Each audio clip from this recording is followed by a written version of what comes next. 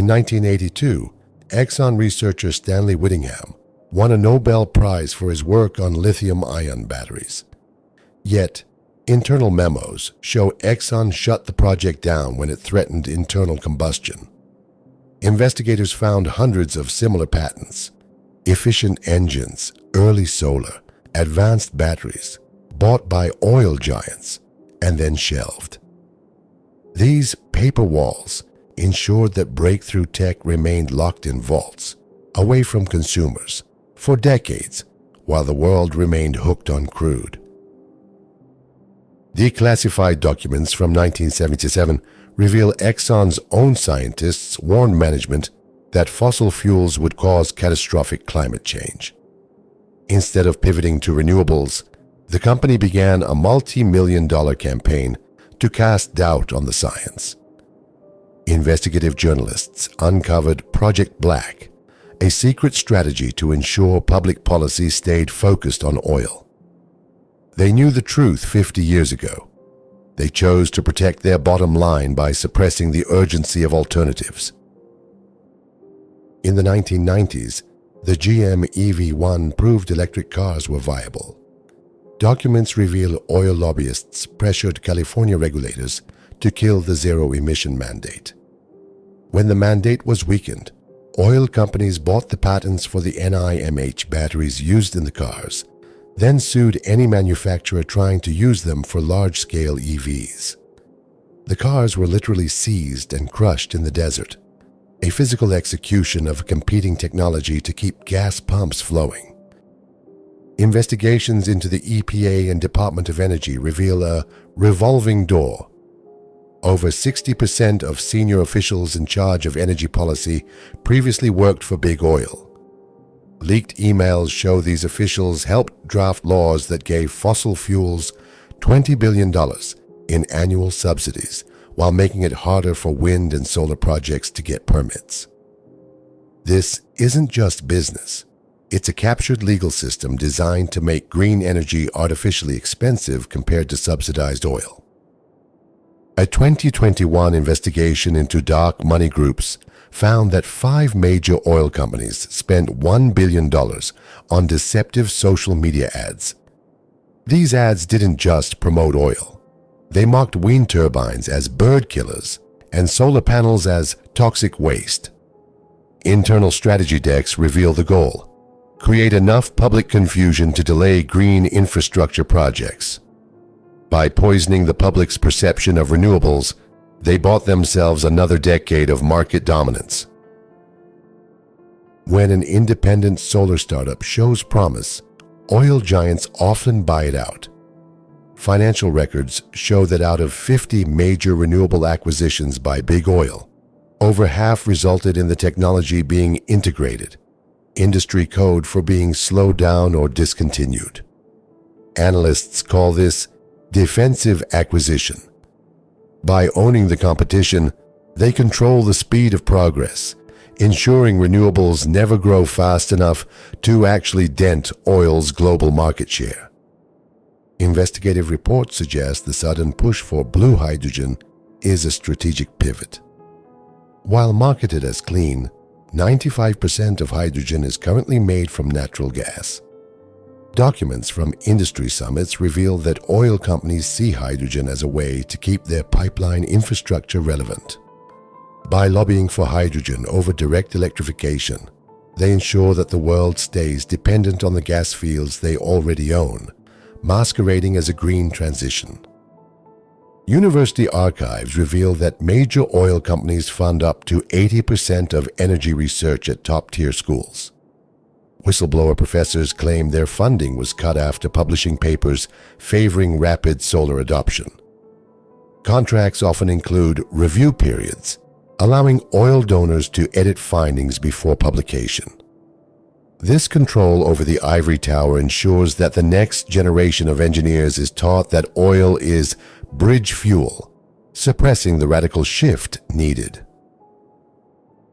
In Brussels and D.C., oil lobbyists outnumber renewable lobbyists 10 to 1. Investigations into the Energy Charter Treaty show oil companies can sue governments for billions, if they pass laws that hurt future profits, like banning coal or promoting wind. This legal superweapon has frozen climate legislation in over a dozen countries.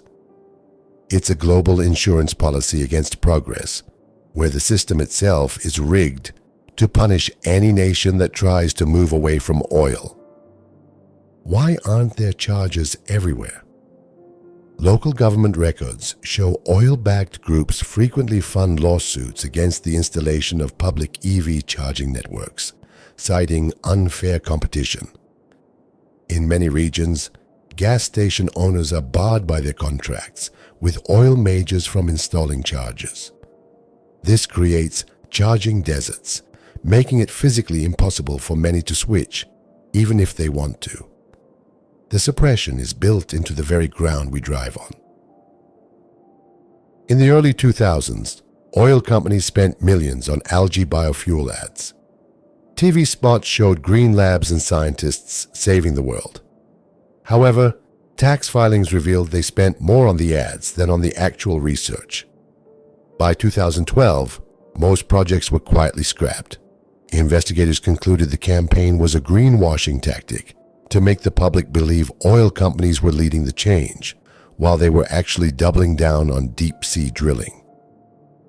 As the world shifts to batteries, oil companies are moving into mining.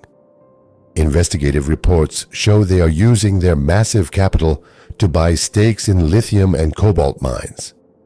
By controlling the supply chain of the new oil, they ensure that even if the world goes electric, they remain the gatekeepers. If prices for battery materials stay high, oil stays competitive. It's a strategic stranglehold on the raw materials of the future.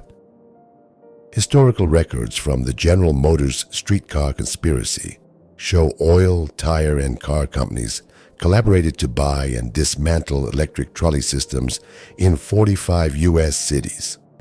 They replaced them with gas-powered buses. While some call it an old story, modern investigations find similar patterns.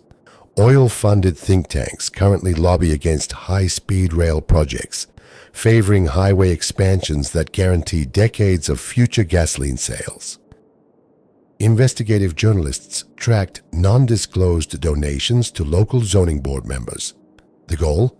Blocking wind farm permits. In rural areas, grassroots groups fighting wind turbines were found to be funded by PR firms with direct ties to fossil fuel interests. By framing renewables as a threat to local values or property prices, they use local democracy to kill the competition before a single turbine can be built. For 20 years, the industry marketed natural gas as a bridge to renewables. However, satellite data and leak investigations proved that methane leaks make gas just as bad as coal. Internal strategy memos show the bridge was never meant to have an end. It was a narrative designed to justify billions in new gas infrastructure that would be utilized for 40-plus years, effectively locking out wind and solar from the power grid. When solar became affordable in the 2010s, a wave of independent reports emerged claiming solar panels were unreliable and would crash the grid. Investigators traced these reports to institutes funded by the Koch brothers and oil majors. Despite engineers proving the grid could handle it, the reports were used by utility commissions to add sun taxes to homeowners with panels. The goal was simple: make saving money with solar a financial headache.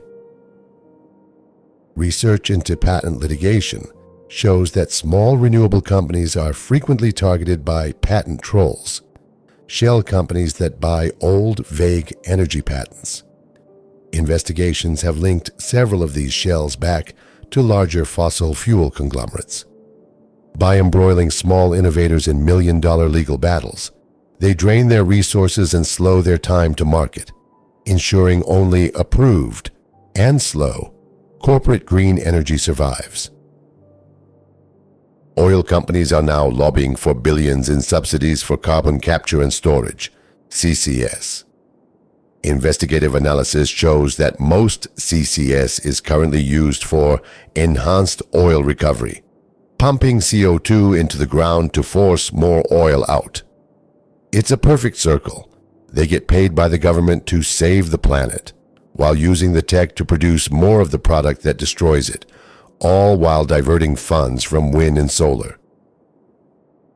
Investigative reports show oil-linked lobbyists have pushed for high tariffs on imported solar panels and batteries. While framed as protecting domestic jobs, the result is a massive price hike for renewable projects. Since oil is a global commodity with existing infrastructure, it remains cheap while the new tech is strangled by trade barriers. They use nationalism to protect their monopoly, making the green transition a casualty of trade wars. The ghost of John D. Rockefeller still haunts the system.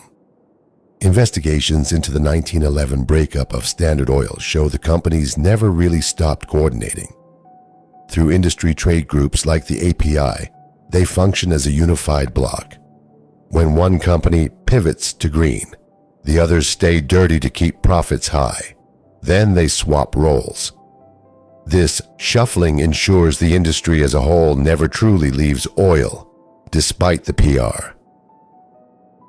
When a bank wants to fund a massive offshore wind farm, they face high interest rates. But oil rigs get preferred rates. Investigations into the Basel banking rules show oil lobbyists successfully argued that fossil fuels are low risk because they are established. This makes the cost of capital for oil much lower than for renewables. By rigging the financial risk models, they ensure that the market always chooses oil over green energy. For years, the industry pushed the idea that only coal and gas could provide baseload power, claiming renewables were too intermittent. Investigative filings show that utility companies, often owned by oil-adjacent firms, deliberately ignored battery storage breakthroughs to keep this narrative alive. As soon as batteries became cheap, they shifted to saying the grid wasn't ready. The goal is always to find a new technical excuse for delay. As offshore wind grows, oil companies are using their existing mineral rights on the seabed to block projects. Investigations found cases where oil companies claimed wind turbines would interfere with potential future drilling sites, tying up wind developers in court for years. By owning the rights to the ocean floor, they act as the ultimate landlords, deciding who gets to harvest the wind and when. As transport goes electric, oil companies are shifting to plastics. 99% of plastic comes from fossil fuels. Investigations show that oil majors are building massive new cracker plants to turn gas into plastic. They have also spent millions lobbying against plastic bans or circular economy laws. This ensures that even if we stop burning oil in cars, we will still be dependent on their oil to make every product in our lives. Publicly, they talk about free markets. Privately, they receive implicit subsidies, the cost of health and climate damage they don't pay for. The IMF estimated this at $7 trillion globally. Investigative audits show that if oil companies had to pay for their externalities, renewables would be 10x cheaper. By blocking carbon tax legislation through intense lobbying, they ensure their product remains artificially cheap forever.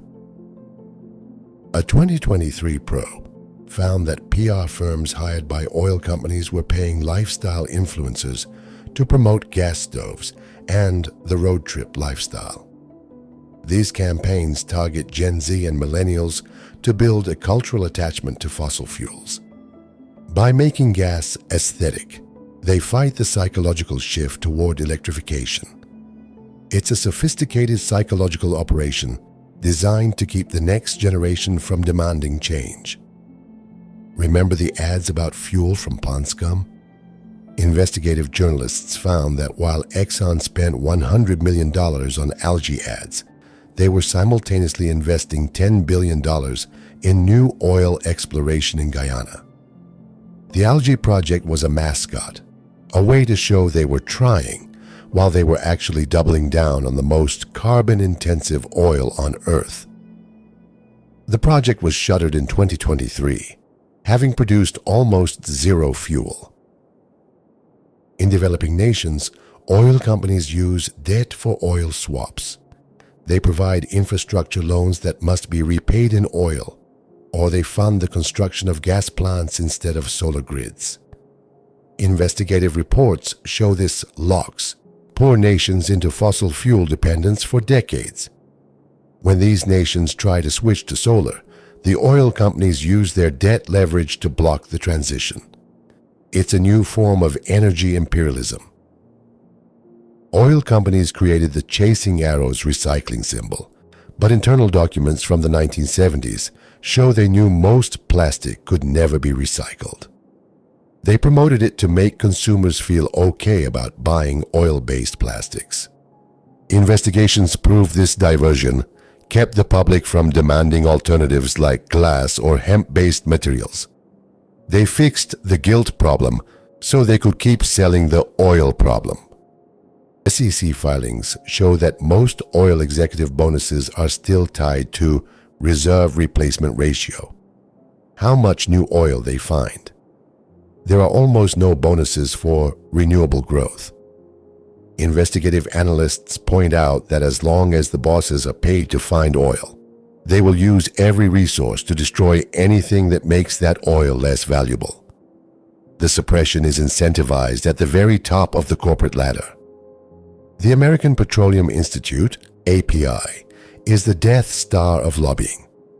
Investigations show they coordinate all major oil companies to fight environmental laws. When a single company like Shell or BP says they support a climate goal, the API, which they fund, fights against it. This good cop, bad cop routine allows individual brands to look green, while their trade group does the dirty work of suppressing alternatives. During energy spikes, oil companies use national security as a shield.